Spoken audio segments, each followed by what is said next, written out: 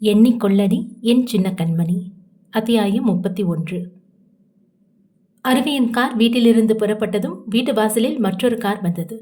வீட்டினுள் நுழையும் சமயம் சரியாக மற்றொரு கார் வந்ததும் யார் என கவனித்தனர். வந்திருந்தது வருணின் தாய் தந்தையர் ராதிகா மற்றும் சோமு. அதே கூட்டத்துடன் ஒன்றாய் அவர்களை வரவேற்றனர். நாங்க வரோன்னு உங்களுக்கு சொல்லவே இல்லையே, எப்படி வாசல்லே நிக்கிறீங்க? இப்பதாம்மா எங்க ஃப்ரெண்டு அருவி வீட்டுக்கு வந்துட்டு போனா, அவளை அனுப்பி வச்சோம். அடுத்த சர்ப்ரைஸா நீங்க வந்திருக்கீங்க என்றான் வருண். நான் உங்களை இங்கிருந்து கையோட அழைச்சிட்டு போக தான் வந்திருக்கேன். என்னம்மா சொல்றீங்க, புரியலையே? ராதிகா எல்லாத்தையும் வாசலே நின்று சொல்லக்கூடாது, வா உள்ள போலாம். சோமு தன் மனைவியை அழைக்க மற்றவர்களும் அவர்களை வரவேற்றனர். சோமுவிற்கும் ராதிகாவிற்கும் அருந்த குளிர்பானம் கொடுத்தனர். அதை அருந்தியவாறு சங்கதியை உரைத்தார் ராதிகா. விஷயம் என்னன்னா, இன்னைக்கு ஈவினிங் கனிகாவுக்கும் இவரோட தங்கச்சி பையன் சந்திரனுக்கும் நிச்சயதார்த்தம். இந்த சம்பந்தம் பற்றி வருண் ஏற்கனவே அறிந்ததுதான். அதனால் ஒன்றும் அதிர்ச்சியாகவில்லை. சந்திரன் கனிகாவிற்கு மாப்பிள்ளை என கேள்விப்பட்டதும் சாண்டி குமட்டுவது போல் பாவனை செய்தான். ஆனா அத்தை, இந்த கல்யாணத்துல கனிகாவுக்கு விருப்பமா? இங்க பாரு பவி, நீ கல்யாணம் செஞ்சது வருண. நீ வசதியான பொண்ணா இல்லையான்னு நாங்க யோசிக்கல. நல்ல பொண்ணா இருந்தா போதும்னு நினைச்சோம். ஏன்னா எங்க வீட்டுக்கு வரப்போற மருமகளை தங்கத்தட்டுல வச்சு தாங்குற அளவுக்கு நாங்க வசதியா இருக்கோம். ஆனா கனிகாவை இன்னொரு வீட்டுக்கு அனுப்பி வைக்க போறோம். அங்க அவளுக்கு வேண்டிய சௌகரியம் இருக்கணும்னு ஒரு பெத்தவங்களா நாங்க நினைக்கிறது தப்பு இல்லையே. இருந்தாலும் கனிகாவோட விருப்பமும் பவி. வருணின் ஒரு குரலில் பவி அடங்கி போனாள். ஓகேம்மா, உங்க இஷ்டப்படி எல்லாம் நடக்கட்டும். நிச்சயதார்த்த வேலையெல்லாம் கவனிக்க ஆரம்பிக்கிறோம். வருணின் குரலால் இந்த வார்த்தையை கேட்டதும் ராதிகா உள்ளம் குளிர்ந்தார். எங்கே திருமணத்தை நடத்த விடமாட்டேன் என கூறி விடுவானோ என்ற அச்சமும் இருந்தது. ராதிகாவும் சோமுவும் எழுந்து நின்று அந்த வீட்டு பெரியோர்களான ராஜம்மா மற்றும் தனம் அவர்களை முன்னிறுத்தி நிச்சய விழாவிற்கு அழைத்தனர். மா, நீங்க முன்னாடி போங்க, மற்ற எல்லாரும் வந்து சேருவாங்க என்றான் வருண். பிறகு தன் தாய் தந்தையுடன் வாசல் வரை சென்றான் வருண். காரில் ஏறும் முன் அருகில் இருந்த வருணை நோக்கினார் சோமு. இந்த கல்யாணத்துல நீ எதுவும் பிரச்சனை பண்ண மாட்டேன்னு நான் நம்புறேன். ஏற்கனவே உன் பாட்டி உன்னை ஒதுக்கி வச்சுதான் பேசுறாங்க. இதுல நீ கல்யாணத்தை நிறுத்திட்டா குடும்பமே பிரிஞ்சிடும். உன் அத்தை அதிராணி ஏற்கனவே கோவக்காரி. சச்ச, நான் எதுக்குப்பா கல்யாணத்தை நிறுத்த போறேன்? அதுவான் நடக்கும். வருண் இரட்டை அர்த்தத்தில் கூறினான். என்ன? வருணின் பாவனையில் திகைத்து மீண்டும் விவரம் கேட்டார் சோமு. அதாவது கல்யாணம் நல்லபடியா நடக்கும்னு சொன்னேன். நீங்க எதுவும் டென்ஷன் ஆகாதீங்க. நான் சீக்கிரமாவே வீட்டுக்கு வரேன். உங்ககிட்ட சொல்லாம திடீர்னு நிச்சயதார்த்தத்தை முடிவு செஞ்சுதான் நினைக்காத. அத்தை தான் நாள் நல்லா இருக்கு, இன்னைக்கே முடிச்சுடலான்னு ரொம்ப அடம் பிடிச்சா. புரியுதுப்பா, எனக்கு எந்த கோபமும் இல்லை. தன் மகனின் புரிதலில் நிம்மதி கொண்டார் சோமு. சாண்டியோட ட்ரீட்மெண்ட்டுக்கு ஏதாவது வழி செஞ்சீங்களா இல்லையா? இன்னும் எத்தனை நாளைக்கு இந்த காயத்தோடவே அவன் இருக்கணும்? அவனுக்கு டாக்டர் மீட்டிங்காக அப்பாயின்மெண்ட் ஃபிக்ஸ் பண்ணியாச்சுப்பா. அடுத்த வாரம் அமெரிக்கா போகிறான். சீக்கிரமே சரியாயிடும். நல்லது. அப்புறம் விசேஷத்துக்கு உன் அண்ணன் மதியமாறனை அழைச்சிட்டு வர முடியுமா? பா, விசேஷத்துக்கு நிறைய பேர் வருவாங்க. அந்த இடத்துல அண்ணா இருக்கிறது அவ்வளோ பாதுகாப்பு இல்லை. வந்தால் நல்லா இருக்கும்னு யோசித்தேன். சரி, நாங்கள் போயிட்டு வரோம். சோமுவும் ராதிகாவும் வருணின் வீட்டிலிருந்து விடை பெற்றனர். வருண் மீண்டும் வீட்டிற்குள் செல்ல அவனை கேள்வி கேட்க ஆட்கள் தயாராக நின்றனர். என்ன வருண், கனிகா தான் இன்ஸ்பெக்டர் சரவணனை காதலிக்கிறாளே, அது தெரிஞ்சும் நீ எப்படி இந்த கல்யாணத்துக்கு சம்மதிச்ச என சாண்டி கேட்டான். கூல் சாண்டி, உண்மையை சொல்லணும்னா இந்த கல்யாணம் நடக்காது. மாப்பிள்ள, உங்களோட கருத்தில் குறுக்க வரேன்னு தப்பா நினைக்காதீங்க. நிச்சயம் பண்ண கல்யாணம் நின்று பண்ண அந்த குடும்பம் எவ்வளோ அவமானப்படும் நாங்கள் அனுபவிச்சிருக்கோம். எதுவாக இருந்தாலும் நிச்சயத்துக்கு முன்னாடியே பேசி முடிச்சிருங்க. நிச்சயம் முடிஞ்ச அப்புறம் கல்யாணத்தை நிறுத்தினா குடும்பத்துக்குள்ளதான் விரிசல் வரும் என்றார் தனம். அத்தை, கல்யாணம் நிற்கும்னு சொன்னது உண்மைதான். ஆனால் நான் எதுவும் செய்ய மாட்டேன். அது தானா நிற்கும். அது எப்படிங்க தானா நிற்கும் என பவி தவிப்போடு கேட்டாள். எப்படின்னா, மாப்பிள்ளை பேர் என்ன தெரியுமா? சந்திரன். அவரோட அம்மா பேர் அதிராணி. இவங்க 2 பேர் குணத்தையும் சின்ன வயசுலேருந்து நான் பார்த்துருக்கேன். நீ வேணா பாரு, என் அம்மாவே இந்த கல்யாணத்தை நிறுத்துவாங்க. வருண் எடுத்துரைத்த பிறகுதான் ராஜேஷ், பிரதாப், சாண்டி மூவருக்குமே புரிந்தது. அத்தை அதிராணி மற்றும் சந்திரனை பற்றி வருண் அவ்வப்போது சில விஷயங்களை உரைப்பான். அதனால் வருண் கூறுவது போல் நடப்பதற்கு வாய்ப்பிருக்கிறது என தோன்றியது. நிச்சயம் பண்ண கல்யாணத்தை நான் நிறுத்தினா தானே குடும்பத்தில் விரிசல் வரும். என் அம்மாவும் அப்பாவும் மனசு மாறினா? வெயிட் அண்ட் சீ அத்தை. அதன் பிறகு நிச்சய வேலைகளை தான் கவனித்தனர். நடக்க வேண்டிய நல்லது தானாக நடக்கும் என முழு நம்பிக்கை கொண்டான் வருண். சிறிது நேரத்திலேயே வருணின் தாய் தந்தையர் இல்லத்திற்கு பவி, ஜெனி, லாரன்ஸ் மற்றும் குடும்பத்தில் இருந்த பெரியோர்கள் அனைவரும் சென்றடைந்தாயிற்று. அறையில் இருந்த அனுவை சந்திக்க சென்றாள் பவி. அனுக்கா, எப்படி இருக்கீங்க? வா பவி, நான் நல்லா இருக்கேன். நீங்கள் எல்லாரும் எப்படி இருக்கீங்க? நல்லா இருக்கோங்க்கா. பவி சித்தி, மிஸ் யூ. நீங்கள் இந்த புடவையில் பார்க்க ரொம்ப அழகாக இருக்கீங்க. தேங்க்யூடா. அன்பாக குழந்தையின் கன்னத்தில் முத்தமிட்டாள் பவி. எங்க வருண் சித்தப்பாவை காணோம்? அவர் வேலையாக இருக்காரு, வந்துடுவாரு. இருக்காது, எப்போ உங்கள் பின்னாடியே தானே சுற்றிக்கிட்டு இருப்பாரு. பாலு, வயசுக்கேற்ற வார்த்தையா பேசுகிற நீ? பவி குழந்தையின் கன்னம் கிள்ள சுஜியோ தட்டிவிட்டு ஒரே ஓட்டமாய் ஓடிவிட்டாள். உங்க அந்யோன்யத்தை பத்தி குழந்தை கூட தெரிஞ்சிருக்கு. அக்கா, நீங்களும் பாப்பா கூட சேர்ந்து கிண்டல் பண்ணாதீங்க. கிண்டல் பண்ணல பவி, உண்மைதான் சொல்றேன். என் வாழ்க்கையில உங்களை மாதிரி ஒரு லவர்ஸை முதல் முறையா இப்பதான் பாக்குறேன். உங்க அளவுக்கு சண்டை போட்ட ஆளுங்களும் கிடையாது, காதலிச்சவங்களும் கிடையாது. எனக்கே என் வாழ்க்கையை நினைச்சு பிரமிப்பதான் இருக்கு. முன்னாடியெல்லாம் வருண்னு பேரை சொன்னாலே அவ்வளோ வெறி வரும். இப்பெல்லாம் அவர் பக்கத்துல இல்லைன்னா கூட நானே அவரோட பேரை சொல்லி பார்த்து சந்தோஷப்பட்டுக்கிறேன். அந்த அளவுக்கு பிடிச்சு போச்சு. பேசிக் கொண்டிருந்த பவியின் முகத்தை அருகில் வந்து கவனித்தாள் அனு. என்ன என் முகத்தை இப்படி உத்து பாக்குறீங்க? ஏய் கள்ளி, ஏதாவது விசேஷம் இருக்கா? முகம் எல்லாம் பளபளப்பா தெரியுது. உடனே பவி வெட்கம் கொண்டாள். கூடிய சீக்கிரம் இனிப்போட வந்து நல்ல செய்தி சொல்வேன், அப்ப தெரிஞ்சுக்கோங்க. மறுபுறம் இன்ஸ்பெக்டர் சரவணன் கமிஷனர் ஆபீஸில் தன் வாதத்தை வைத்துக் கொண்டிருந்தான். சார், எல்லா ஆதாரமும் கண்ணு முன்னாடியே இருக்கு, நீங்க தான் ஏத்துக்க மறுக்கிறீங்க. இன்ஸ்பெக்டர் சரவணன், கண்ணுக்கு தெரிகிற விஷயத்தெல்லாம் ஆதாரமா எடுத்துக்கிட்டா சட்டத்துக்கு முன்னாடி ஜெயிக்க முடியாது. அதுல இருக்க ஆழத்தை பார்க்கணும். நீங்க கம்ப்ளைண்ட் கொடுக்கறது சோமு சாரோட குடும்பத்து மேல. ஆனா சார், அவங்க பண்றது தப்பு தானே. சிறை தண்டனை கைதியை வெளியே அழைச்சி வந்திருக்காங்க, அதுக்கு பதிலாக வேற ஒருத்தரை ஜெயிலுக்குள்ள வச்சிருக்காங்க. ஆமா சரவணன், நீங்க சொல்றது உண்மைதான், அது எனக்கு நல்லாவே தெரியும். ஆனா அவங்க அந்த மாதிரி நடந்துக்க காரணம் ஜெயிலுக்குள்ளே கொலை முயற்சி நடந்திருக்கு. அவங்கள எதிர்த்து என்னால எதுவும் செய்ய முடியாது. மதிமாறனை மறுபடியும் அழைச்சிட்டு வர எண்ணம் இருந்தா கொலை பண்ண முயற்சித்தது யாருன்னு கண்டுபிடிங்க. அதுக்கு முன்னாடி இந்த விஷயத்தை பத்தி மறுபடியும் என்கிட்ட பேச வராதிங்க. அப்புறம் இன்னைக்கு ஈவினிங் சோமு சார் வீட்டில் ஃபங்க்ஷன் இருக்கு. அதுக்கு போலீஸ் பாதுகாப்பு வேணும்னு அவரோட பையன் வருண் லெட்டர் எழுதி கொடுத்துருக்காரு. நீங்களும் உங்க டீமும் ஃபுல் செக்யூரிட்டி கொடுக்கணும். ஞாபகம் வச்சுக்கோங்க, சமூகத்தில் அவங்களோட அந்தஸ்து அதிகம். அங்கே போய் எதுவும் எக்கு தப்பா பேசி வச்சிடாதீங்க. கடமையை சரியா முடிச்சுட்டு வாங்க. வேறு வழியின்றி கமிஷனரின் உத்தரவுக்கு சல்யூட் அடித்து அடிபணிந்தான் சரவணன். கனிகாவின் நிச்சயதார்த்தம் தான் அந்த விசேஷம் என்பது சரவணனுக்கு தெரியாது. கமிஷனரின் உத்தரவுப்படி சரவணனும் அவனின் டீமும் சோமுவின் இல்லத்திற்கு புறப்பட்டனர். இப்படி பாதுகாப்பு கேட்கும் அளவிற்கு என்ன விசேஷமாக இருக்கும் என்ற யோசனையோடு சென்றான் சரவணன். மாலை 4 மணிக்கெல்லாம் சரவணன் சோமுவின் இல்லத்திற்கு சென்றடைந்தான். அரை ஜன்னல் அருகே நின்று விருப்பமில்லாத திருமணத்தை பற்றி யோசித்துக் கொண்டிருந்த கனிகா சரவணன் ஜீப்பில் வந்து இறங்கியதை பார்த்ததும் ஆனந்தம் கொண்டாள். தன் நிச்சயதார்த்தம் பற்றி அறிந்ததும் உடனே தடுக்க வந்துவிட்டார் என அவளின் கால்கள் ஓட துணிந்தது. மேல்மாடி அறையிலிருந்து அவள் வேகமாய் படியிறங்கி வர அத்தை அதிராணி தடுத்தாள். ஏய் கல்யாண பொண்ணு, எங்க எவ்வளவு வேகமா போற? காதலுக்கு முன்னே தன் அத்தை அதிராணி எல்லாம் தூசியாய் இருக்க கையை உதறிவிட்டு வாசலை நோக்கி ஓடினாள் கனிகா. சரவணன் வந்து இறங்கியதை கவனித்த ராதிகா அவனை முறைத்தவாறு நின்றிருந்தார். அருகில் வருணும் இருந்தான். யதார்த்தமாய் வருண் திரும்பி பார்க்க கனிகா ஓடி வருவதை கண்டவன், ஐயோ இவ காரியத்தை கெடுத்துருவா போலவே என நினைத்தான். சுதாரித்து தன்னை தாண்டி செல்ல இருந்த தங்கையின் கையை பிடித்து நிறுத்தினான். அண்ணா, அவர் எனக்காக வந்திருக்காரு. கொஞ்சம் பொறு கனிகா. வருணின் குரலுக்கு மதிப்பு கொடுத்து தன் காதலை கட்டுப்படுத்தினாள் கனிகா. நீ எதுக்கு இங்க வந்த? இத்தனை நாளா நீ அமைதியா இருந்ததை பார்த்து உனக்குள்ளே ஒரு நல்லவன் இருக்கான்னு நினைச்சேன். ஆனா பணத்துக்காக தான் உன் காதலை நிரூபிச்சிட்டல்ல? ராதிகா கேட்க, மேடம், நான் என்னோட டியூட்டியை செய்ய வந்திருக்கேன். இந்த வீட்டில் நடக்கிற விசேஷத்துக்கு பாதுகாப்பு கேட்டு வருண்ன்றவர் கமிஷனர் ஆஃபீஸில் லெட்டர் எழுதி கொடுத்துருக்காரு. கமிஷனர் சொன்னதால தான் நானும் என்னோட டீமும் இங்கே வந்திருக்கோம். ஸோ நீங்கள் வேற எதுவும் நினச்சிக்க தேவையில்லை. என்ன வருண் இதெல்லாம்? அம்மா, நம்ம பாதுகாப்புக்காக தான் கமிஷனர்கிட்ட இதை பற்றி பேசியிருந்தேன். ஏற்கனவே அண்ணனை கொலை பண்ண முயற்சி பண்ணியிருக்காங்க. இப்போ இந்த விசேஷத்துக்கு தெரிஞ்சவங்களும் வருவாங்க, தெரியாத சில ஆட்களும் கூட வர வாய்ப்பு இருக்கு. அதனால தான். ஆனால் கமிஷனர் இவரை அனுப்பி வைப்பார்னு எனக்கும் தெரியாது. வருண் கூறும் காரணமும் சரிதான். பாதுகாப்பான ஜெயிலுக்கு உள்ளேயே எதிரிகள் நுழைந்திருந்தனர். இதில் வீட்டு விசேஷத்தில் நுழைவதற்கு எவ்வளவு நேரம் ஆகிவிடும்? சரி, உங்க கடமை என்னவோ அதை மட்டும் செய்யுங்க. ராதிகா இறுக்கமான முகத்துடன் சரவணனுக்கு அனுமதி கொடுத்து உள்ளே நுழைய திரும்பினார். கனிகா, நீங்க என்ன பண்ற?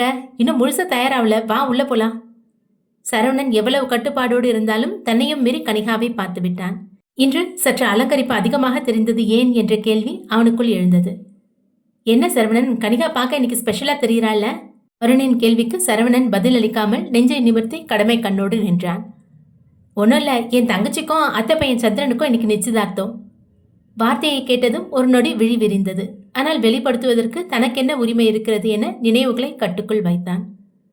அதெல்லாம் எனக்கு தேவையில்லாதது, நீங்க கல்யாணமே கூட நடத்திக்கோங்க. தன்னை கடந்து சென்ற சரவணனை பார்த்தவாறு நின்றிருந்தான் வருண். என்னங்க அவன் இப்படி சொல்லிட்டு போறான்? விடு பவி, இனிமேதான் ஆட்டமே இருக்கு. காதலிச்ச பொண்ணை வேற ஒருத்தன் கைப்பிடிக்கிறத நேர்ல பாக்குறதெல்லாம் கொடுமை. அவனை கஷ்டப்படுத்த எனக்கும் இஷ்டம் இல்லதான். ஆனா என் தங்கச்சியை வேணான்னு சொன்னான்ல, அதுக்கு ஒரு சின்ன பனிஷ்மெண்ட். இருந்தாலும் உங்க பனிஷ்மெண்ட் ரொம்ப மோசம் என்றான். என்ன, உன் அத்தை பையனுக்கு சப்போர்ட்டா? உள்ள வா, வச்சுக்கிறேன். பவியின் கையை கிள்ளி விட்டு சென்றான் வருண்.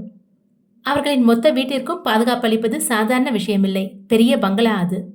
காக்கி உடையில் காவலில் இருந்த சரவணன் வீட்டின் வெளிப்புறம் பாதுகாப்பை உறுதி செய்த பிறகு வீட்டின் உள்ளே நுழைந்தான்.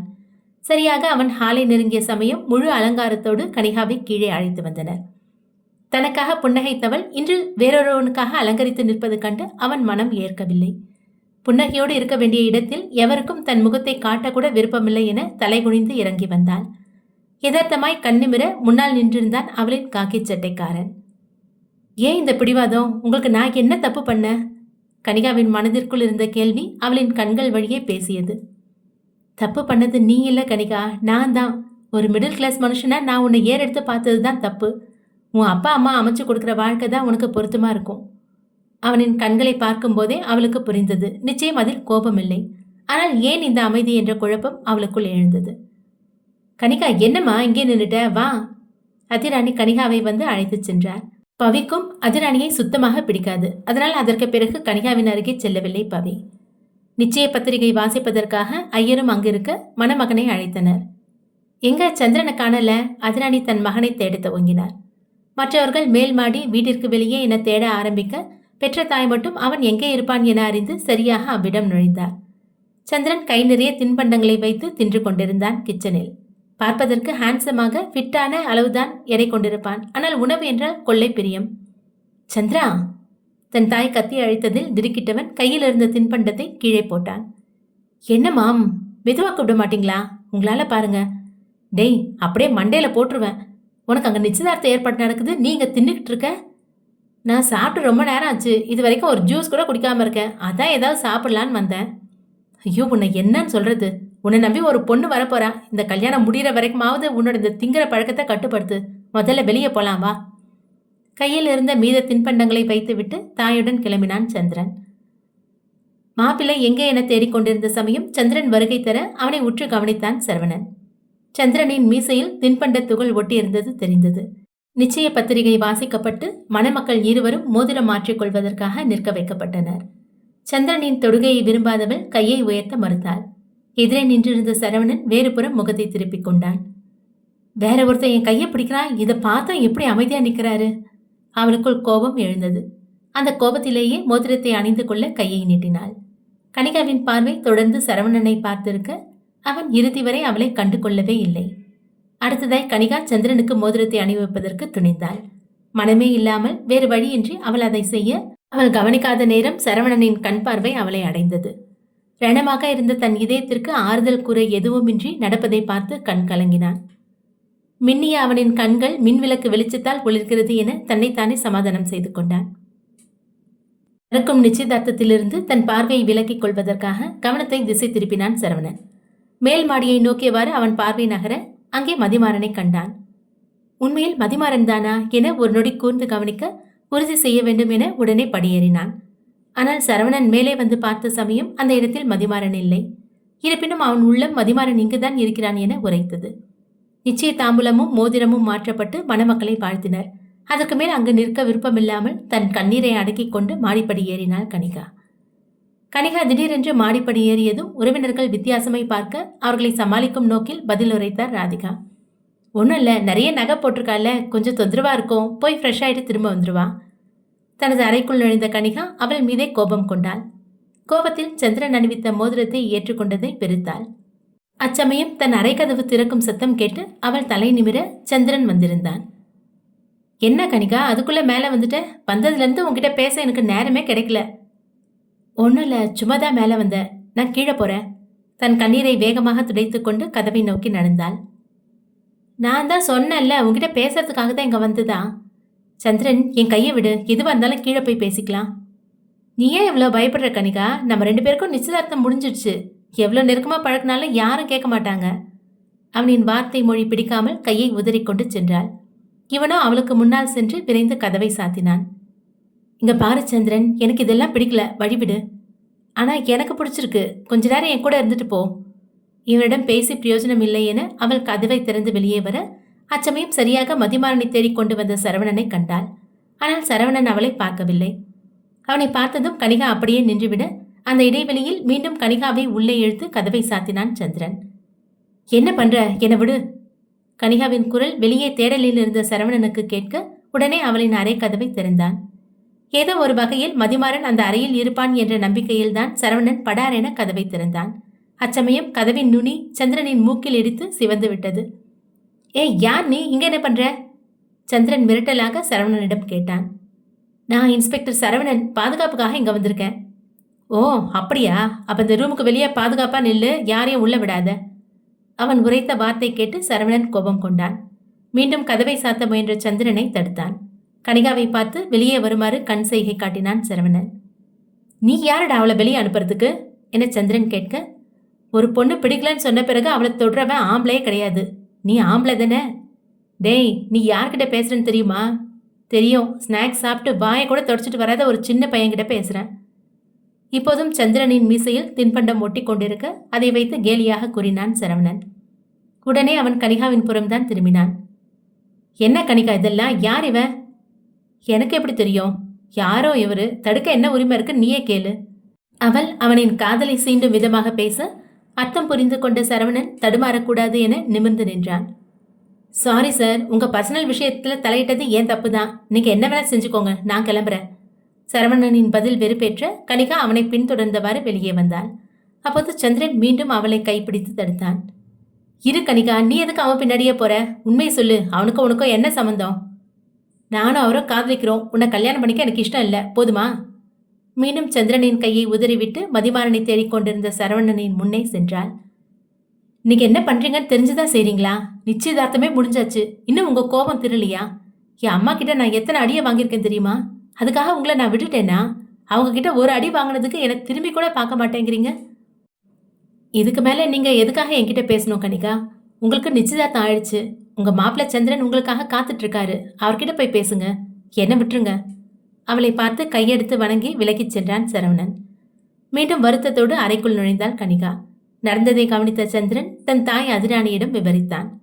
உடனே அதிராணி பஞ்சாயத்தை ஏற்பாடு செய்தார். அடுத்த 10 நிமிடத்திற்குள் கனிகாவின் அறைக்குள் மொத்த குடும்பமும் குவிந்துவிட்டனர். ஆனால் அந்த கும்பலில் அணுவை மட்டும் காணவில்லை. அண்ணா, உங்களை என்னமோன்னு நினைச்சேன். தங்கச்சி மேல இருக்க பாசத்துல தான் தங்கச்சி பையனுக்கு உங்க பொண்ணை கல்யாணம் செஞ்சு கொடுக்குறீங்கன்னு அன்பா ஏத்துக்கிட்டேன். கடைசியில இந்த தப்ப மறைக்கதான் என் பையன் தலையில கட்டுறீங்களா? அதிராணி, வாய்க்கு வந்ததெல்லாம் பேசாத. நீ நினைக்கிற அளவுக்கு எந்த தப்பும் நடக்கல என்றார் சோமு. எந்த தப்பும் நடக்காமல அந்த இன்ஸ்பெக்டர் கனிகாவோட படுக்க அறைய வரைக்கும் வந்துட்டு போறான். உடனே ராதிகா வருணை பார்த்து முறைத்தார். உன்னால் தான் அந்த இன்ஸ்பெக்டர் இங்க பாதுகாப்புக்கு வந்தா என்ற பார்வை அர்த்தம் அவரிடம் வீசியது. உடனே தன் தாயிடமிருந்து தப்பிப்பதற்காக கனிகாவிடம் பேசினான் வருண். கனிகா, சரவணன் இங்க வந்தானா? அவர் ஒன்றும் என் பெட்ரூமுக்கு வரல. யதார்த்தமா பாதுகாப்புக்காக ஏறி வந்தாரு. அப்போ சந்திரன் தான் என்கிட்ட தப்பா நடந்துக்கிட்டான். அதை பார்த்து தான் அவர் தட்டி கேட்டாரு, வேற எதுவும் நடக்கல. தற்சமயம் சோமுவும் ராதிகாவும் அதிராணியை ஏறிட்டனர். நீ சொல்ற அர்த்தமே தப்பு கனிகா. சந்திரன் உன்னோட வருங்கால கணவன். உன்கிட்ட அன்பா பேசுறது பழகிறதெல்லாம் அத்துமீறதான் அர்த்தம் ஆயிடாது. தன் மகன் செய்த கேவலமான காரியத்திற்கு துணை நிற்கும் தாயை அசிங்கமாக பார்த்தாள் கனிகா. இங்க பாருங்க அண்ணா, சந்திரன் எங்க வீட்டுல செல்லமா வளர்ந்தவன். அவன் மனசு நோகும்படி ஏதாவது நடந்தா இந்த கல்யாணம் நடக்குமான்றதே சந்தேகம்தான். என்ன அதிராணி இப்படியெல்லாம் பேசுற? நிச்சயதார்த்தம் முடிஞ்சு கொஞ்ச நேரம் தான் ஆகுது. ராதிகா அதிராணியின் பதிலில் திகைத்தார். அட அண்ணி, நான் ஒன்றும் தப்பா எதுவும் சொல்லல. கனிகாவும் சந்திரனும் இன்னும் நெருங்கி பழகினாதானே கல்யாணத்துக்குள்ள அவங்களுக்குள்ள ஒரு நல்ல புரிதல் வரும். கொஞ்சம் கொஞ்சமா சந்திரனும் பொறுப்பான ஆளா மாறுவான். அப்படியே உங்க கம்பெனியில சந்திரனை பார்ட்னரா சேர்த்துக்கோங்க. தன்னுள் இருந்த எண்ணத்தை போட்டு உடைத்தார் அதிராணி. அதனை பார்த்தேன், இந்த விஷயத்த அவ்வளோ லேசில் விடுற ஆள் இல்லையே என வருண் தன் அத்தையை லுக்கு விட்டான். பார்ட்னரா சேர்த்துக்கணுமா? ஆமா அண்ணா, எப்படி இருந்தாலும் பிஸ்னஸ் எல்லாம் எதிர்காலத்தில் சந்திரன் தானே கவனிச்சுக்கணும். மதிமாறனும் ஜெயிலுக்கு போயாச்சு, வருவானா இல்லையான்னு தெரியாது. அதிராணி, தன் தங்கையின் வார்த்தை கேட்டு கோபமாக அழைத்தார் சோமு. இல்லைண்ணா, இப்போ இருக்க சூழ்நிலையை பற்றி சொன்னேன். வருணம் தனியாக பிஸ்னஸ் பண்ணுறான். இன்னும் எத்தனை வருஷத்துக்கு நீங்கள் தனியாக கவனிச்சுக்க முடியும்? உங்கள் நல்லதுக்கு தான் சொல்கிறேன். மற்றபடி எனக்கு கனிகா மேலே முழு நம்பிக்கை இருக்குது. அவள் நல்ல பொண்ணு தான். இனி யோசிச்சு சொல்லுங்கள், நாம் அப்படியே கல்யாண வேலையிலையும் ஆரம்பிக்கலாம். ஏதோ பார்ட்னர்ஷிப்புக்கு சம்மதம் கூறினால்தான் திருமணமே நடக்கும் என்பது போல் எதிர்மறையாக பேரம் பேசினாள் அதிராணி. இதற்கு மேல் சொத்தை நானா கட்டி ஆளப் போகிறேன், எல்லாம் தன் பிள்ளைகளுக்கு தான் என நினைத்த சோமு சம்மதம் கூறினார். சரி, சந்திரனை என் கம்பெனியில் பார்ட்னராக சேர்த்துக்கிறேன். ரொம்ப சந்தோஷம்ண்ணா. அப்போ கல்யாணத்துக்கு முன்னாடியே பார்ட்னர்ஷிப் பத்திரத்தில் பதிவு செய்யலாம். இப்போ எல்லாரும் கீழே போகலாம், சொந்தக்காரங்க எல்லாம் நமக்காக காத்துட்ருப்பாங்க. அதிராணியும் சந்திரனும் கீழே செல்ல கனிகா தன் தந்தையை கேள்வியாக பார்த்தாள். என்னப்பா, என்னமோ அவங்க நான் தப்பு செஞ்சதுக்கு ஈடா பேரம் பேசுற மாதிரி பார்ட்னர்ஷிப் கேட்குறாங்க. நீங்களும் சரின்னு சொல்றீங்க. உனக்கு ஒன்றும் தெரியாது கனிகா. நீ அமைதியா இரு. கல்யாணத்தை பத்தி மட்டும் யோசி. தன் மகளுக்கு அறிவுரை கூறிய சோமு அங்கிருந்து வெளியேறினார். சோமுவை தொடர்ந்து ராதிகாவும் அங்கிருந்து கிளம்பினார். வருண் அண்ணா, நீங்க சொன்னீங்க தான் நான் அமைதியா இருக்கேன். நடக்கிற எதுவும் எனக்கு கொஞ்சம் கூட பிடிக்கல. என்னை நம்புறல்ல, மிச்சத்தை நான் பார்த்துக்குவேன் என்றான் வருண். நீ கொஞ்சம் கூட கவலைப்பட தேவையில்ல கனிகா. ஆட்டோ இப்பதான் ஆரம்பிச்சிருக்கு. கண்டிப்பா சொல்றேன், சரவணன் தான் உன்னோட கணவன். அதே நேரம் அனு தன்னை பார்க்க வந்திருந்த தன் கணவர் மதிமாறனுடன் பேசிக் கொண்டிருந்தாள். எனக்கு ரொம்ப வருத்தமா இருக்குங்க. சொந்த வீட்லயே திருட மாதிரி உள்ள வந்துட்டு போறீங்க. கவலைப்படாத, கொஞ்ச நாளைக்கு தான் எல்லாம் சரியாயிடும் என்றான். சரி, சுஜியை பார்த்தீங்களா என அவள் கேட்க, பார்த்தேன். கீழே விளையாடிட்டு இருந்தா. அவன் கூட பேசணும்னு ஆசையா இருந்தது. ஆனா முடியல. சீக்கிரம் எல்லாம் சரியாகணும். நேரமாச்சு, யாராவது உன்னை தேடி வந்துடுவாங்க. நான் கிளம்புறேன், நீ பத்திரமா இரு. மதிமாறன் தலையில் ஒரு தொப்பியை அணிந்தவாறு அறையிலிருந்து வெளியே வர அதை கவனித்த ராதிகாவின் அம்மா சத்தமிட்டார். அவர் ஒரு ஓட்டைவாய், எந்த ரகசியத்தையும் காக்கக்கூடிய தன்மை இல்லாதவர்.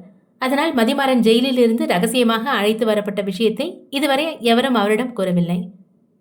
யாரடா நீ அந்த ரூம்ல இருந்து வெளியே வர? அச்சச்சோ, பாட்டியா? மதிமாறன் பாட்டியின் குரலில் திடுக்கிட்டு போனான்.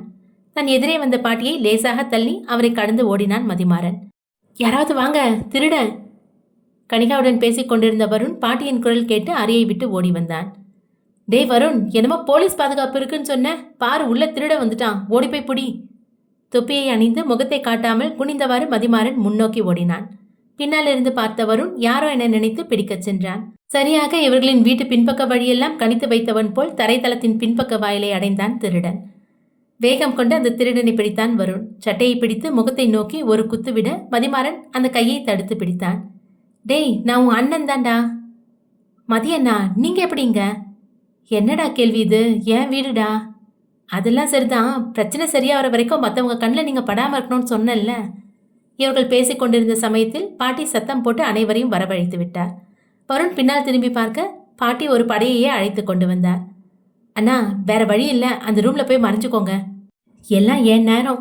கட்டின பொண்டாட்டியே கள்ளக்காதலியை பார்க்க வந்த மாதிரி ஓடி ஒளிய வேண்டியிருக்கு. தலையில் அடித்து கொண்டு அறைக்குள் நுழைந்தான் மதிமாறன். சில வினாடிகளிலேயே அனைவரும் வருணை நெருங்கினர். டே வருண், எங்க அந்த திருடனை பிடிச்சிட்டியா? இல்ல பாட்டி, நான் வரதுக்குள்ள பின்பக்க வாசல் வழியா தப்பிச்சு போயிட்டான். என்னடா சொல்ற? இவ்வளோ பெரிய காம்பவுண்ட் சவர் கட்டியிருக்க, இதை தாண்டி எப்படி தப்பிச்சு போனா? தடி மாடு மாதிரி நிற்கிறீங்க, வெளியே போய் தேடுங்கடா. அருகில் இருந்த பாதுகாவலர்களுக்கு கட்டளையிட்டார் பாட்டி. உடனே அவர்களும் சென்று தேடினர். கனிகா, சோமு, ராதிகா, பவி, அனு மற்றும் வருணின் நண்பர்களும் அங்கு வந்து சேர்ந்திருந்தனர். என்ன தைரியம் இருந்தா நம்ம வீட்டுக்குள்ளேயே திருட வந்திருப்பான். அவன் மட்டும் என் கையில கிடைக்கட்டும், காலை உடச்சு அவன் கையிலேயே கொடுக்குறேன் என்றான் சாண்டி. சரியாக மதிமாறன் மறைந்திருந்த அறைக்கு வெளியேதான் இவர்கள் கும்பலாக நின்று பேசினர். டேய் சாண்டி, வேணாண்டா, ரொம்ப வருத்தப்படுவ என வருண் எச்சரித்தான். பரவாயில்லடா, போலீஸ் என்ன அரெஸ்ட் பண்ணாலும் சரி, நம்ம வீட்டுக்குள்ள நுழையறதுக்கு என்ன தைரியம் அந்த பொறுக்கிக்கு? ஆமா வருண், அவனை சும்மா விடக்கூடாது. அவனை நான் தான் முதல்ல அடிப்பேன். பிரதாப்பும் வெறி கொண்டான். ஆமா, வாங்க போய் தேடலாம். பாட்டி முன்னால் செல்ல அவரை பின்தொடர்ந்த தன் நண்பர்களை தடுத்தான் வருண். டேய், வந்தது திருடன் இல்லடா, மதிமாறன் அண்ணா, அண்ணியை பார்க்க வந்திருக்காரு. பல்லை கடித்தவாறே ரகசியமாய் விஷயத்தை உரைத்தான் வருண். அதை கேட்டு சாண்டியும் மற்றவர்களும் வாய் பிளந்தனர். எது, பாஸ் வந்தாரா? இப்ப எங்க இருக்காரு? இந்த ரூம்ல தான். வருணும் மற்றவர்களும் பாட்டி அங்கு இல்லாததால் அந்த அறைக்குள் நுழைந்தனர். அந்த அறைக்குள் தான் பழைய சாமான்களை போட்டு வைத்திருந்தனர். அதன் மத்தியிலிருந்து முன் வந்து நின்றான் மதிமாறன். பாஸ், எப்படி இருக்கீங்க? உங்களை பார்த்து எத்தனை மாசம் ஆச்சு? சாண்டி அன்போடு மதிமாறனை கட்டி அணைத்தான். தன்னை அணைத்த சாண்டியை மெல்ல விலக்கி கேள்வி கேட்டான் மதிமாறன். ஏண்டா, வெளியே நின்றுட்டு இருக்கும்போது என் காலை உடச்சி கையில தருவேன்னு சொல்லிட்டு உள்ள வந்துதான் கட்டி பிடிக்கிறியா? எவன்டா அது என்னை முதல்ல அடிப்பேன்னு சொன்னது? பிரதாப், நீ தானே? நீங்க கோவமா கத்தினாலே நான்லாம் உச்சா போயிடுவேன். உங்க காலை நான் உடைக்கிறதா? எவனோ திருட்டு பையன் நினைச்சு பேசிட்டேன் பாஸ் என பவ்யமாக மன்னிப்பு கேட்டான் சாண்டி. அனுவும் அந்த இடத்தில் இருக்க சுஜி மட்டும் வெளியே விளையாடி கொண்டிருந்தாள். நல்ல வேலை சுஜி நம்ம கூட உள்ள வரல. அவன் மட்டும் அண்ணனை பார்த்துருந்தா. அண்ணா, உங்களுக்கு வீட்டுக்கு வரணும்னு நினைப்பு வந்தா என்கிட்ட சொல்ல வேண்டியது தானே? நான் அழைச்சிட்டு வந்திருப்பேன்ல.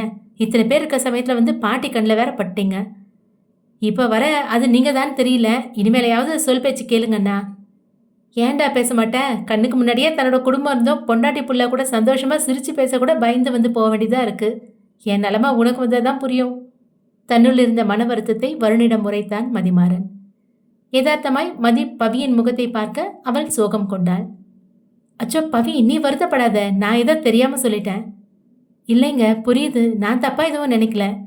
என்னால ஒரு நாள் கூட அவரை பிரிஞ்சு இருக்க முடியாது. அப்போ அனுக்காவோட மனசு எவ்வளோ வேதனைப்படும்னு எனக்கு புரியுது. என்னங்க, சீக்கிரம் ஏதாவது வழி பண்ணுங்க. இன்னும் எத்தனை நாளைக்கு தான் இவர் மறைஞ்சு வந்து போக முடியும்? கண்டிப்பா பவி, என் ஆளுங்க மூலமா அண்ணனை கொலை பண்ண நினைச்சவங்கள தேடிட்டு இருக்க. கண்டிப்பா இன்னைக்கு ராத்திரிக்குள்ள யாருன்னு தெரிஞ்சிடும். நிச்சயமாவா வருண்? இன்னைக்கே கண்டுபிடிச்சிடலாமா? ஆமா சாண்டி, கண்டிப்பா தெரிஞ்சிடும். அதுக்கப்புறம் இருக்கு அவனுக்கு. அதன் பிறகு யாருக்கும் தெரியாமல் வருண் மதிமாறனை பாதுகாப்பாக கெஸ்ட் ஹவுஸிற்கு அழைத்துச் சென்றான். வீட்டிற்கு உள்ளேயும் கார்டன் ஏரியாவிலும் மதிமாறனை தேடிக் கொண்டிருந்த சரவணனுக்கு இறுதி வரை அவன் தரிசனம் கிடைக்கவில்லை. நிச்சயதார்த்தம் முடிந்த பிறகும் இரவு வரை பவி, ஜெனி மற்றும் வருணின் வீட்டு பெரியவர்களும் சோமுவின் இல்லத்தில்தான் இருந்தனர். மதிமாறனை டிராப் செய்த பிறகு வருண் ஆபீஸிற்கு திரும்பினான். ஏற்கனவே அவனின் நண்பர்களும் அங்கிருந்தனர். வர்ஷினியோ ஆபீஸை கவனித்துக் கொள்கிறேன் என கூறி கனிகாவின் நிச்சயத்திற்கு கூட வராமல் இவர்களுக்கு எதிராக சதி வேலைகளை செய்து கொண்டிருந்தாள். தொடர்ந்து ஆபீஸில் வேலை நடக்க நேரம் போனதே தெரியவில்லை.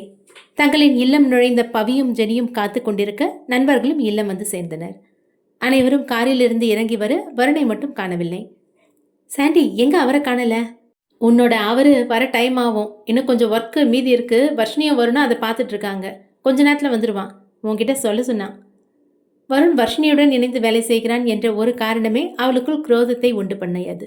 இருப்பினும் அமைதியாக காத்து கொண்டிருந்தாள். வருணும் வர்ஷினியும் ஒரே கேபினில் அமர்ந்திருக்க வேலையின் சமயத்தில் வருணின் மொபைல் ஒலித்தது. இந்த எண்ணின் அழைப்புக்காகத்தான் காத்திருந்தேன் என்பது போல் உடனே ஏற்றான். ஹலோ சார், உங்கள் அண்ணனை கொலை பண்ண நினச்ச ஆள் யாருன்னு கண்டுபிடிச்சாச்சு. உடனே நம்ம இடத்துக்கு வர முடியுமா? இதோ இப்பவே வரேன். வருண் பேசிவிட்டு அழைப்பை துண்டிக்க அழைத்தது பவியாக இருக்குமோ என யோசித்தாள் வர்ஷினி. வர்ஷினி, ஒரு முக்கியமான வேலை இருக்கு, நான் உடனே கிளம்பணும். நீயும் வீட்டுக்கு கிளம்பு. எதுக்கு இவ்வளோ அவசரம் வருண்? இப்போ விவரிக்க நேரம் இல்லை, நீ கிளம்பு. வருண், நான் தான் உன்கிட்ட சொல்லியிருந்தேனே, என்னோட காரை சர்வீஸ்க்கு விட்டுருக்கேன். நீ தான் என்னை ட்ராப் பண்ணணும். சரி, சீக்கிரமா எதிரி. வருண் தன் கையில் இருந்த சில ஃபைல்களை பிரதாப்பின் கேபினில் வைப்பதற்காக எழுந்து சென்றான். அச்சமயம் வருணின் மொபைலை எடுத்து அவனின் கால் ரெக்கார்டை ஓடவிட்டு பார்த்தாள் வர்ஷினி. வருண் எப்போதுமே அவனுக்கு வரும் ஃபோன் கால்களை ரெக்கார்டில் தான் வைத்திருப்பான். அதில் மதிமாறனை கொல்ல வந்த ஆட்களை கண்டுபிடித்து விட்டதாக எவனோ பேசியது கேட்டு அவள் வியந்தாள். உடனே வருண் மீண்டும் வருவதற்குள் தன்னுடைய பார்ட்னர் மார்க்கோவிற்கு அழைத்து விஷயத்தை உரைத்தான். அடுத்த சில நிமிடங்களிலேயே வர்ஷினியை அழைத்து கொண்டு காரில் கிளம்பினான் வருண். வருண், எதுக்கு இவ்வளோ வேகமாக கார் ஓட்டுற? கொஞ்சம் மெதுவாக போ. இல்லை வர்ஷினி, இது ரொம்ப முக்கியமான வேலை, நான் சீக்கிரமாக போய் ஆகணும். கார் வர்ஷினியின் வீட்டை நோக்கி தான் சென்று கொண்டிருந்தது. கிட்டத்தட்ட நள்ளிரவை நெருங்குவதற்கு அரை மணி நேரம் மட்டுமே அவகாசம் இருந்தது. சாலையில் போக்குவரத்தும் குறைவாக இருக்க வருணின் கார் சீறி பாய்ந்தது. மதிமாறனை கொலை பண்ண ட்ரை பண்ணது நாங்க தான் தெரிஞ்சா வருண் என்னை வெறுத்துருவானே என வேதனையில் அமர்ந்திருந்தாள் வர்ஷினி. அவளுக்குள் எண்ண ஓட்டங்கள் பெருக்கெடுக்க எதிரே நடக்கப் போகும் விபரீதத்தை அவள் உணரவில்லை. ஏய், வருண் திடீரென சத்தம் போட்டு கத்த அப்போதுதான் தலை நிமிர்ந்தாள் வர்ஷினி. எதிரே ஒரு 2 வீலர் காரில் மோத வந்தது. வருண் சுதாரித்து தன் காரை எதிர்ப்புறமாக திசை திருப்பினான். அந்த 2 வீலர் காரன் உயிர் தப்பினான். திடீரென்று காரை திருப்பியதில் காரின் டயர்கள் நிலை தடுமாறி தாறுமாறாய் ஓடியது. வருண், எனக்கு பயமா இருக்கு. வர்ஷினி வருணின் சட்டையை இருக்க பிடித்து கொண்டாள். பிரேக்கை போடு வருண். பிரேக் ஒர்க் ஆகல வர்ஷினி. இருவரும் பதட்டத்திலேயே தங்களின் கருத்துக்களை பரிமாறிக்கொள்ள என்ன நடக்குமோ என்ற திக் நொடிகளுடன் கார் விரைந்தது. ஒரு கட்டத்தில் சாலையோரம் இருந்த கல்லின் மீது டயர் ஏறி இறங்க நிலையில் தள்ளாடிய கார் சாலையின் தடுப்பு சுவரில் மோதி உருண்டது. தன்னை நம்பி வந்த வர்ஷினிக்கு எந்த அடியும் படக்கூடாது என தன் கைகளால் அவளை பாதுகாத்து பிடித்து கொண்டான். கார் தரையில் பலமாக மோதியதும் சென்சார் மூலம் ஏர்பேக் அவர்களின் முன்னே ஊப்பியது. முன்னால் இடித்து அடிப்படாமல் தப்பிக்க மட்டும்தான் அந்த ஏர்பேக் உதவியது. கார் பக்கவாட்டில் உருண்டு மேலெழும்ப கதவின் கண்ணாடிகளில் மோதி காயமுற்றனர். தார் ரோட்டில் காதை கிழிக்கும் சத்தத்துடன் வாகனம் தலைக்கீழாய் கவிழ்ந்து நிலை கொண்டது. காரில் வருண் மற்றும் வர்ஷினி இருவரும் தலைக்கீழாய் அமர்ந்த நிலையில் இருந்தனர். சுய நினைவுடன் இருந்த வர்ஷினி தான் அமர்ந்திருந்த சீட் பெல்ட்டினை கழட்டிவிட்டாள். உடனே காருக்குள் விழுந்தாள். நெற்றியில் வழிந்த தன்னுடைய இரத்தத்தை துடைத்துவிட்டு அருகில் மயக்க நிலையில் இருந்த வருணை கவனித்தாள். வருண், வருண் எந்திரி, ஆர் யூ ஓகே? இவன் அரவணைத்து காப்பாற்றியதால் தான் அவள் அதிகம் அடிபடாமல் தப்பித்தாள். கார் கதவை திறந்து ரோட்டில் தவழ்ந்தவாறே அவள் வெளியே வர சிரமம் கொண்டு எழுந்து நின்றாள்.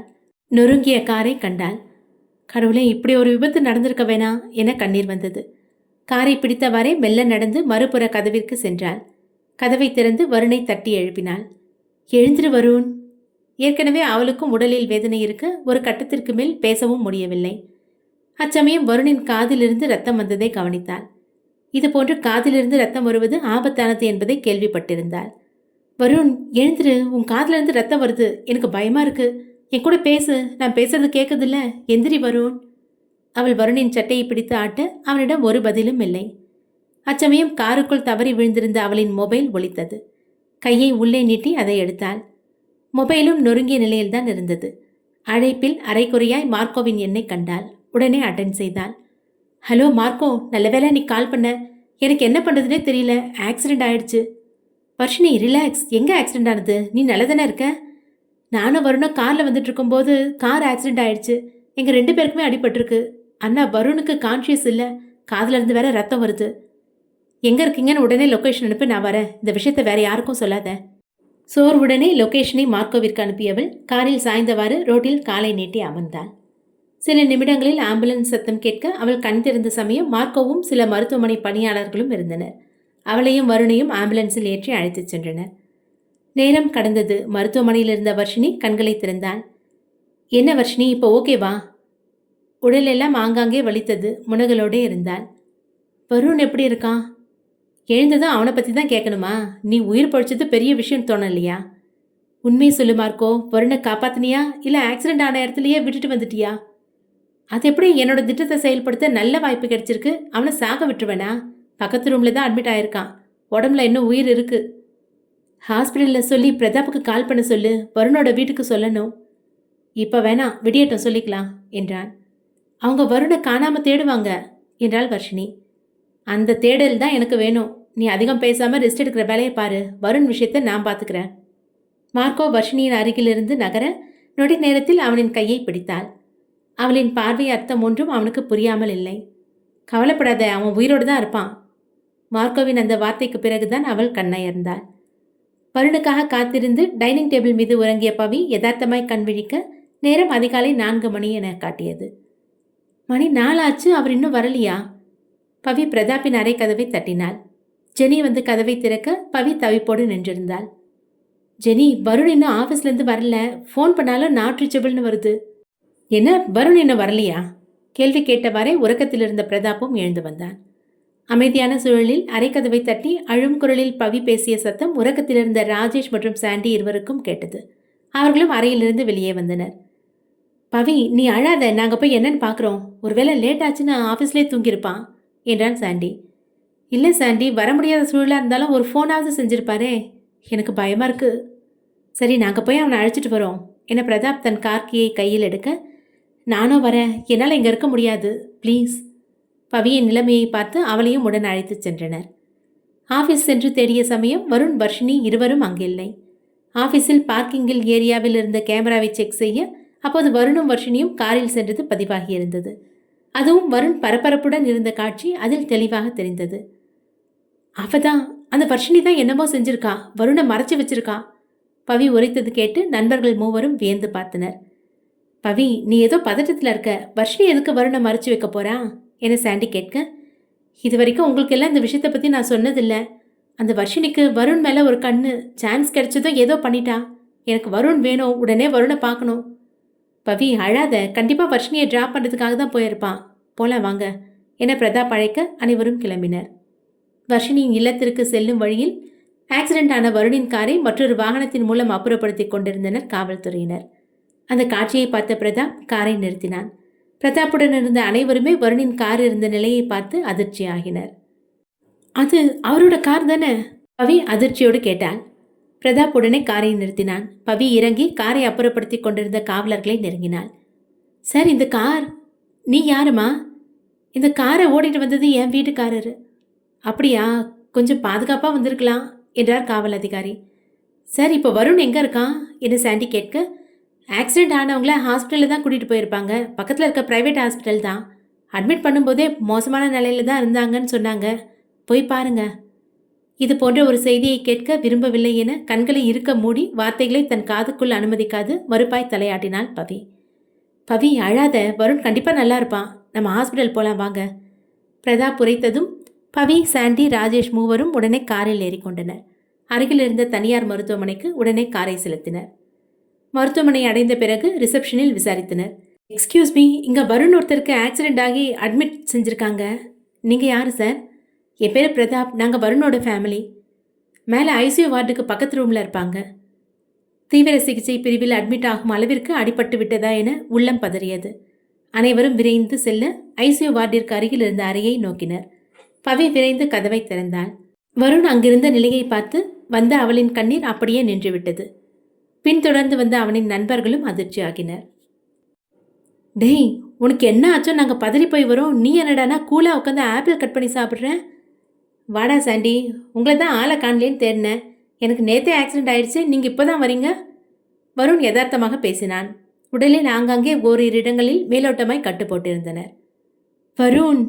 பவி ஓடிச் சென்று அவனை அணைத்தாள். அந்த அணைப்பின் வேகத்தில்தான் உள்காயங்கள் அவனுக்கு வலியை கொடுத்தது. வலிக்குது பவி.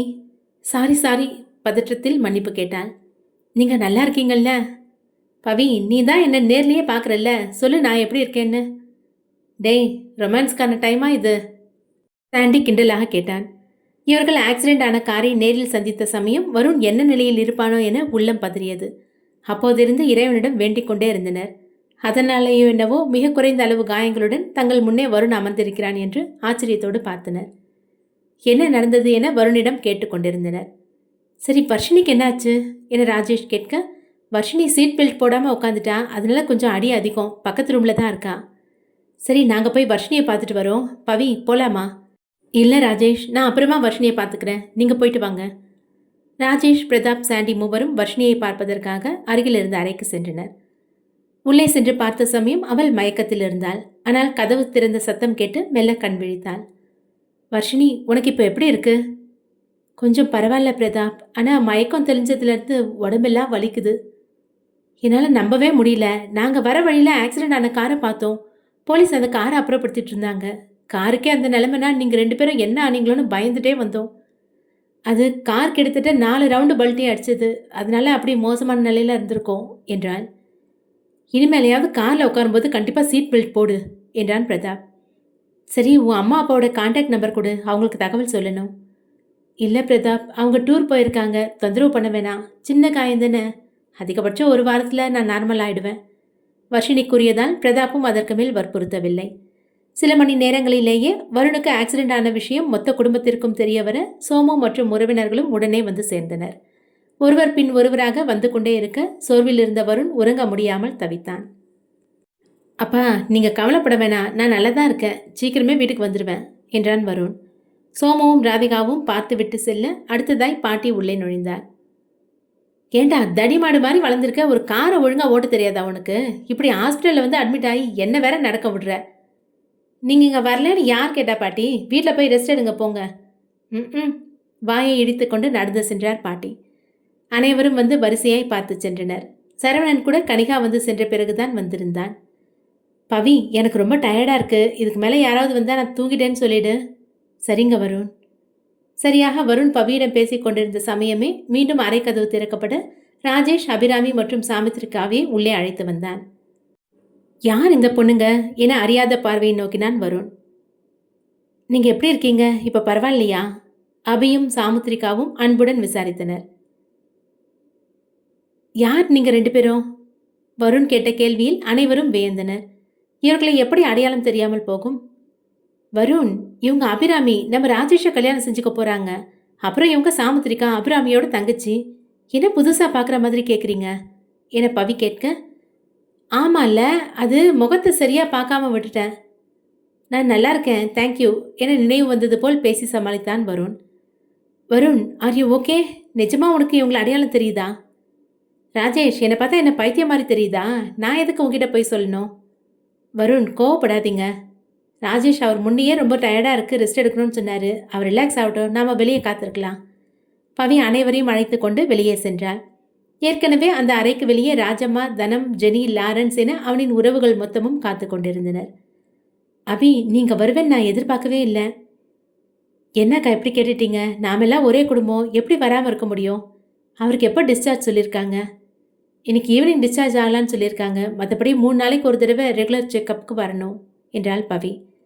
ஓ சரிங்கக்கா, அவரை பார்த்துக்கோங்க. உங்கள் ஷாப்பில் ஏதாவது உதவி வேணும்னா எனக்கு கூப்பிடுங்க. வேலையை முடிச்சுட்டு நேராக உங்கள் டிபார்ட்மெண்ட் ஸ்டோருக்கு வந்துடுறேன். அட, ராஜேஷ் இதை பற்றி கூட உங்ககிட்ட சொல்லியிருக்கானா? பரவாயில்லம்மா, தேவைப்பட்டா கேட்குறேன். ராஜேஷ் இவங்களை பத்திரமா வீட்டில் கொண்டு போய் ட்ராப் பண்ணு என்றாள் பவி. இல்லை பரவாயில்ல, அவருக்கு இங்கே வேலை இருக்கும், நாங்களே போய்க்குவோம் என அபி உரைக்க, அதெல்லாம் வேணாம், ராஜேஷ் ட்ராப் பண்ணுவான். பிறகு ராஜேஷ் அபி மற்றும் சாமுத்திரிகாவை தன் காரில் அழைத்து வீட்டிற்கு சென்றான். என்னங்க உங்கள் முகம் ஒரு மாதிரி இருக்கு, அவருக்கு ஆக்சிடென்ட் ஆனதை நினச்சி ரொம்ப வருத்தப்படுறீங்களா? ஆக்சிடென்ட் ஆனது வருத்தமான விஷயம்தான், ஆனால் கொஞ்சம் குழப்பமாக இருக்கு. என்ன குழப்பம்? ராஜேஷ் தன்னுடைய மொபைலை எடுத்து போலீஸ் ஸ்டேஷனில் நிறுத்தி வைக்கப்பட்டிருந்த வருணின் கார் புகைப்படத்தை காட்டினான். அந்த கார் நொறுங்கி இருந்த விதத்தை பார்த்து வாயில் கை வைத்தாள் அபி. நடந்தது ஒரு விபத்து தான், போலீஸில் வாக்குமூலம் கொடுத்துட்டு வந்திருக்கோம்.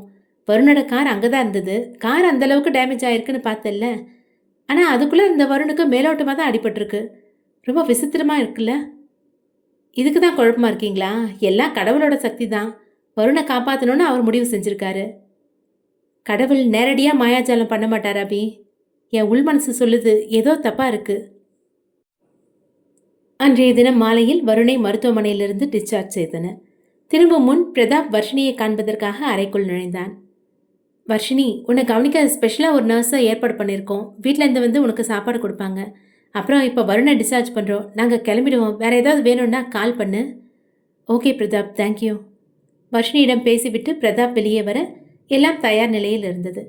பவி வருணை கைத்தாங்களாக பிடித்து கொண்டு அழைத்து வந்தாள். ஆனால் அவனுக்கு குறை ஒன்றும் இல்லை, நன்றாகத்தான் நடந்தான். பவியின் கைப்பிடித்து செல்லும் வருணை பார்த்தவாறு சிரமப்பட்டு நின்றிருந்தாள் வர்ஷினி.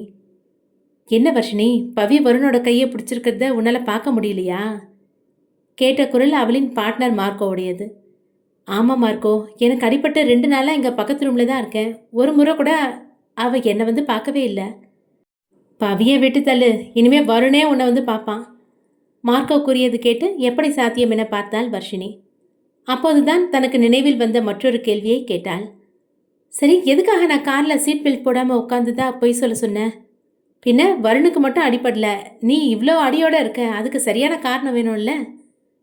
அதான் எனக்கும் குழப்பமாக இருக்குது. உண்மையை சொல்லணுன்னா என்னை விட வருணுக்கு தான் நிறைய அடிபட்டுச்சு. ஆனால் இப்போ அவன் நார்மலாக நடந்து போகிறான். இது எப்படி சாத்தியம்? உனக்கு வந்து இந்த சந்தேகம் வருணோட வீட்டில் யாருக்கும் வராமல் இருக்கிற வரைக்கும் நமக்கு நல்லது. போக போக உனக்கே புரியும். இனிமேல் வருண் நம்ம பேச்சு தான் கேட்பான். நண்பர்கள் கூட்டத்தை எப்படி பிரிக்கிறதுன்னு எவ்வளோ யோசனை செஞ்சோம். இப்போ வருணே எல்லாரையும் பிரிப்பான். வாய்ப்பே கிடையாது. உயிரே விட்டாலும் விடுவான், ஆனால் நண்பர்களை விட்டு பிரிய மாட்டான் வருண் என வர்ஷினி உரைக்க, விட்டு பிரியலனா உயிர் போயிடும்னு சொன்னால் என்ன செய்வான்? தன் பார்ட்னரின் கேள்வியில் வியந்து போனாள் வர்ஷினி. பார்ட்னர், மறந்துட்டியா? வருணை எதுவும் செய்ய மாட்டேன்னு எனக்கு சத்தியம் செஞ்சு கொடுத்துருக்க. கூல் வர்ஷினி, நீ சொல்கிறது உண்மைதான். வருணை எதுவும் செய்ய மாட்டேன். வர்ஷினிக்கு பதிலை உரைத்தவன் மனதிற்குள் தன் 2ஆம் முகத்தை வெளிப்படுத்தினான். அவன் என் பேச்சை கேட்குற வரைக்கும் அவனை எதுவும் செய்ய மாட்டேன். வீட்டிற்கு சென்ற பிறகு 2 நாட்களுக்கு வருண் ஓய்வில் தான் இருந்தான். பிரதாப், ராஜேஷ், சாண்டி மூவரும் வருணை கவனிப்பதோடு ஆஃபீஸிற்கும் சென்று வேலைகளை கவனித்துக் கொண்டனர். இதற்கிடையில் வர்ஷினி மருத்துவமனையில் இருக்க முடியாமல் வீட்டிலேயே தங்கி மருத்துவம் பார்த்து கொள்ள ஒரு செவிலியரையும் ஏற்பாடு செய்தாள். 3ஆம் நாள் வருண் வேலைக்கு செல்வதாக நண்பர்களுடன் இணைந்து ஆஃபீஸிற்கு கிளம்பினான். சாண்டிக்கு அழைப்பு விடுத்து ஆஃபீஸில் இருக்கும் நிலவரங்களை தெரிந்து கொண்ட வர்ஷினி வருண் வேலைக்கு வந்திருப்பதையும் அறிந்து கொண்டாள். உடனே தன்னை அலங்கரித்து கொண்டவள் ஆஃபீஸிற்கு வந்தாள். நேராய் வருணின் கேபினிற்குள் தான் நுழைந்தாள். முகத்திலும் உடலிலும் காயப்பட்ட தழும்புகள் சிவந்து தெரிந்தது. அதுவும் ஒருவித அழகாய் பிரதிபலித்தது. ஹாய் வருண், எப்படி இருக்க? வர்ஷினி, உனக்கு இன்னும் உடம்பு சரியாகலையா? அதுக்குள்ளே ஏன் வேலைக்கு வந்த? தொடர்ந்து வீட்டில் இருக்க ரொம்ப போர் அடிக்குது, அதான் சும்மா ஆஃபீஸ் பக்கம் எட்டி பார்த்துட்டு போகலான்னு வந்தேன். சரி, உனக்கு எப்படி இருக்கு? நீ ஓகேவா என அவள் கேட்க, எனக்கு என்ன, நான் நல்லா தான் இருக்கேன். நீ தான் இன்னும் 1 வாரத்துக்காவது ரெஸ்ட் எடுக்கணும் என்றான். ரெஸ்ட் எடுக்கலான்னு தான் நினச்சேன், ஆனால் உன்னை பார்க்கணும் போல இருந்துச்சு, அதான் வந்தேன். அவள் உரைத்த பதிலுக்கு கண்களை ஃபைலுக்குள் வைத்திருந்தவன் நிமிர்ந்து பார்த்தான். என்ன திடீர்னு இப்படி சொல்கிறேன்னு பார்க்குறியா? எஸ் வருண், என்னைக்கு உன்னோட அண்ணன் மதிமாறன் எனக்கும் உனக்கும் கல்யாணம் செய்யணும்னு சம்மந்தம் பேசினாரோ அப்போந்தே உன் மேலே எனக்கு விருப்பம் இருந்தது. நீ பவியை காதலிக்கிறேன்னு சொன்ன பிறகு நான் விலகிட்டேன். ஆனால் அந்த சமயத்தில் இருந்து தான் உன்னை அதிகமாக காதலிக்க ஆரம்பித்தேன். நமக்கு ஆக்சிடெண்ட் ஆன சமயம் கூட என்னை விட உன்னை பற்றி தான் எனக்கு கவலை அதிகமாக இருந்துச்சு. இப்போ கூட உன்னை பார்க்காம இருக்க முடியாமல் தான் வந்தேன். இப்போ நான் இதை சொல்கிறது சரியில்லைன்னு தெரியும், இருந்தாலும் மனசுக்குள்ளே இருக்கிறத சொல்லணும்னு தோணுச்சு. நான் வரேன். வர்ஷினி அவளின் காதலுக்கு உண்மையாகத்தான் இருந்தாள். அவளை பொறுத்தவரை வருண் திருமணம் ஆனவனாக இருந்தாலும் இல்லாவிட்டாலும் அவளின் காதலன் தான். இவனுக்காக எதை வேண்டுமானாலும் விட்டு கொடுப்பாள், உயிரை கூட. ஏனோ அவனை காண முடியாது தவித்த இந்த 2 நாட்களில் மனம் அதிகமாக யோசிக்க சூழ்நிலையை கவனிக்காமல் காதலை உரைத்து விட்டாள். போய் வருகிறேன் என கூறியவள் வருணின் அரைக்கதவின் கைப்பிடியில் கை வைக்க அச்சமயம் அவளை தடுத்து நிறுத்தினான். என்ன என்ற கேள்வியை கண்களில் அவனுக்கு கொடுத்தவள் வாய் திறந்து பேசவில்லை. பிடித்த அவளின் விரல் நுனியில் ஆரம்பித்து தோள் வரை சீண்டி மேல் உயர்த்தினான். வருணின் இந்த செயலில் ஆச்சரியம் கொண்டவள் அவனின் தொடுதலில் கூச்சம் கொண்டாள். வருண் அவளை நெருங்க வர்ஷினி சுவரோடு சாய்ந்து நின்றாள். வருணின் விரல்கள் அவளின் கழுத்தில் ஓவியம் வரைய தீண்டலின் தித்திப்பில் கண்மூடியவள் கிறங்கி போனாள். போதை ஏறிய அவளின் கண்களை கண்ட வருண் அவளின் பின் கழுத்தை தடவி தன் அருகே இழுத்து உதட்டோடு ஒட்டி கொண்டான். இருவரின் உதடும் சண்டையிடா குறையாக சத்தம் கொடுக்க உணர்வுகள் பொங்கிய வேகத்தோடு அவளின் இடையை பிடித்தான். அவ்வேளை அருகில் இருந்த கதவின் கைப்பிடியை வெளிப்புறமாய் யாரோ கை வைத்து திறப்பதை உணர்ந்த வருண் உடனே வர்ஷினியை விடுவித்தான். விடுவித்த வேகத்தில் உணர்ச்சிகள் இறங்கிவிடுமா என்ன? அவளின் மூச்சு காற்று திணறி வெளியே வந்தது. அச்சமயம் கதவை திறந்து உள்ளே வந்தது ராஜேஷ். என்ன வர்ஷினி, பார்த்து நடக்க மாட்டியா? இந்நேரம் நான் பிடிக்காம விட்டுருந்தா கீழே விழுந்து காயப்பட்ட இடத்துலேயே மறுபடியும் அடிபட்டிருக்கோம். வருண் வர்ஷினியை பார்த்து நடக்காத விஷயத்தை கூறிக்கொண்டிருந்தான். உள்ளே நுழைந்த ராஜேஷ் வருணின் வார்த்தைகளை கவனித்ததோடு வர்ஷினியின் முகத்தையும் கவனித்தான். என்னாச்சு என கேட்க, ஒன்றும் இல்லடா, வீட்டில் உட்கார போர் அடிக்குதுன்னு இங்கே கிளம்பி வந்துட்டா, நடக்க முடியாமல் கீழே விழப்போனா. இதுக்கு தான் சொல் பேச்சு கேட்டு ரெஸ்ட் எடுக்கணும்னு சொல்கிறது. வருண் முதலில் உரைத்த விஷயம் கேட்டு வர்ஷினி வியந்து பார்த்தாள். இருப்பினும் இந்த முத்தமிட்ட செயல் ராஜேஷிற்கு தெரியக்கூடாது என வர்ஷினியும் துணை நின்றாள். அது நான் கவனமாக தான் நடந்து வந்தேன். சரி, நீ வீட்டுக்கு கிளம்பு, உடம்பு சரியான அப்புறம் வேலைக்கு வா. வருண் வர்ஷினியை அனுப்பி வைத்தான். அவளும் அங்கிருந்து கிளம்பினாள். சரி ராஜேஷ், நீ என்ன விஷயமா வந்த? மார்க்கெட்டிங் ஃபைல் உன்னோட டேபிளில் இருக்கா? பிரதாப் கேட்டான். ஓ, இரு, நான் எடுத்து தரேன். கதவருகே இருந்த வருண் படப்படப்போடு டேபிளுக்கு சென்று அங்கிருந்த ஃபைல்களில் தேடினான். அவனின் தேடலில் இருந்த மாற்றத்தை பார்த்தவாறே ராஜேஷ் நிமிர்ந்து நடந்து வந்தான். ராஜேஷ் கேட்ட ஃபைல் கண்ணெதிரே இருந்தது. இருந்தும் அதன் அடையாளம் தெரியவில்லை வருணுக்கு.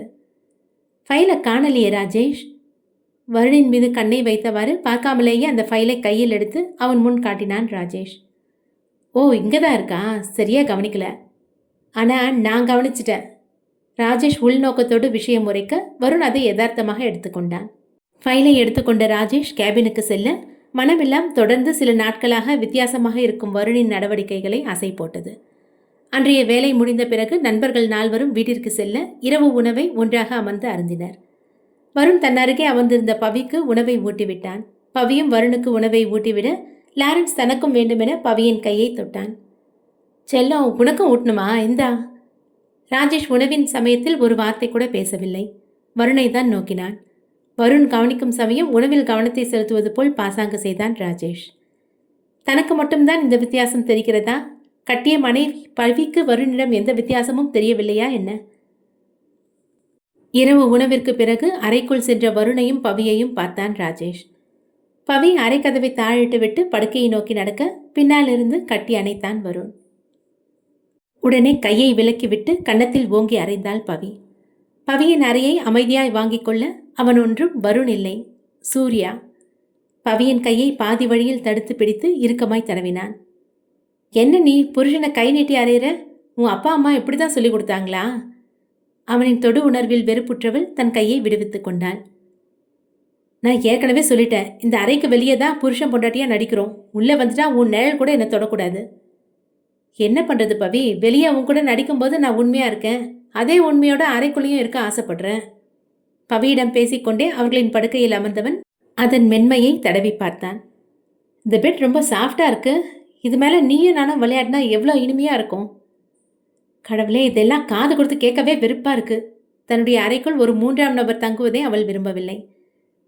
நான் இன்னொருத்தனோட ஒய்ஃப், என்கிட்ட இப்படியெல்லாம் பேச உனக்கு அசிங்கமாக இல்லை? சின்ன வயசுலேருந்தே இதை விட பெரிய அசிங்கத்தெல்லாம் நான் பார்த்துருக்கேன். நான் சொன்ன வேலையை நீ சீக்கிரம் முடிச்சா சீக்கிரம் இங்கேருந்து கிளம்பிடுவேன். உன் புருஷனும் திரும்ப வந்துடுவான். ஒரு வேளை உதாரணத்துக்கு நீ 2 மாதம் டைம் எடுத்துக்கிட்டா அந்த 2 மாதமும் நீயும் நானும் ஒரே ரூமுக்குள்ளே தான் இருப்போம். எல்லா சமயமும் நான் நல்ல பையனாக இருக்க மாட்டேன். அதுவும் உன்னோட அழகுக்கு இன்றைக்கி ராத்திரியே என்னோட எல்லை மீறினாலும் சந்தேகப்பட இல்லை. அப்படி நீ எல்லையை மீறினா இன்றைக்கி ராத்திரி உனக்கு கடைசி நாளாகவும் இருக்கலாம். அதுலேயும் எந்த சந்தேகமும் கிடையாது. அப்படியா? பார்க்கலாம் என்ன நடக்குதுன்னு. எல்லாம் உன்னோட கையில் தான் இருக்குது. குட் நைட் என்றான். மனதில் ஆனந்தத்தோடு பவிக்கு குட் நைட் உரைத்துவிட்டு அந்த படுக்கையில் தாராளமாய் கை கால் நீட்டி உறங்கினான் சூர்யா. தன் வருணின் நினைவுகளோடு தரையில் உறங்கிய பவி கண்ணீரை அணைத்துக் கொண்டாள். வருண், எங்க இருக்கீங்க? எனக்கு உங்களை உடனே பார்க்கணும். தயவு செஞ்சு சீக்கிரம் வாங்களே. உள்ளத்தில் எழுந்த அவளின் கெஞ்சல் கண்ணீரின் வழியே வெளியே வந்தது. அடுத்த அத்தியாயம் விரைவில். நன்றி.